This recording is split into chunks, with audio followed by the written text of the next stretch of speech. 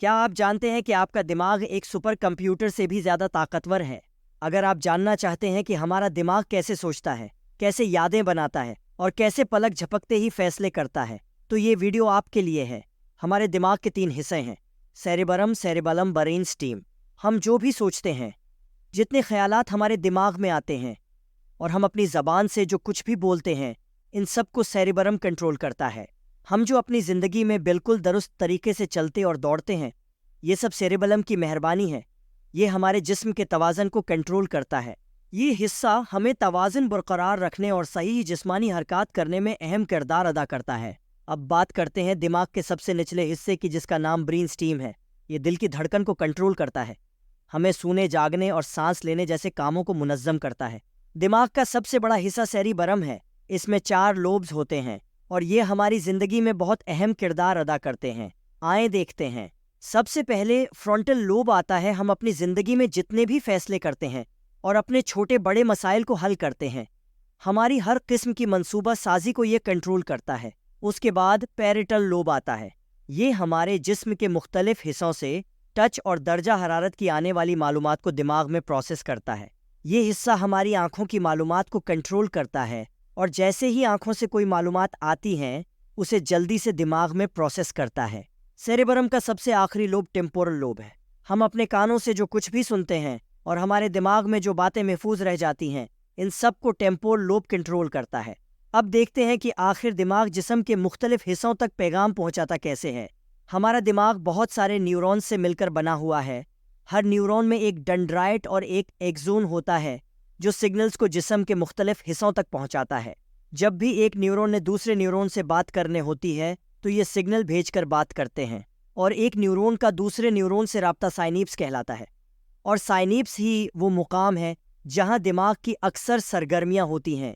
اب جانتے ہیں کہ ہمارا دماغ معلومات کو پروسیس کیسے کرتا ہے۔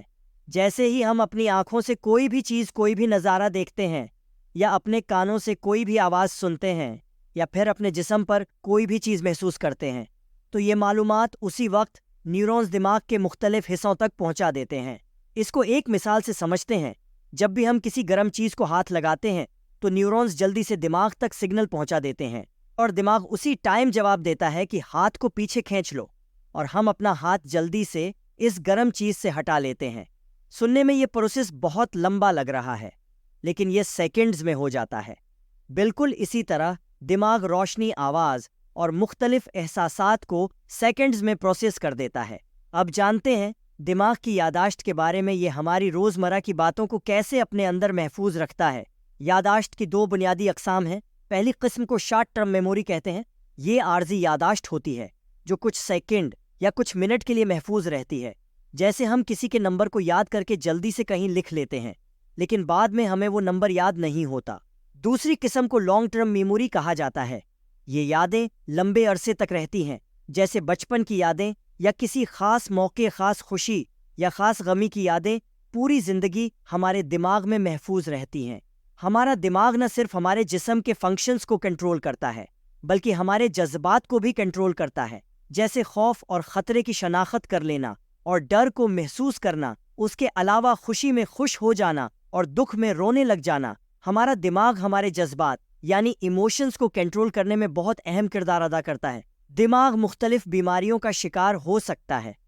الزائمرز، یہ بیماری دماغ کے خلیات کو نقصان پہنچاتی ہے اور یادداشت کو متاثر کرتی ہے۔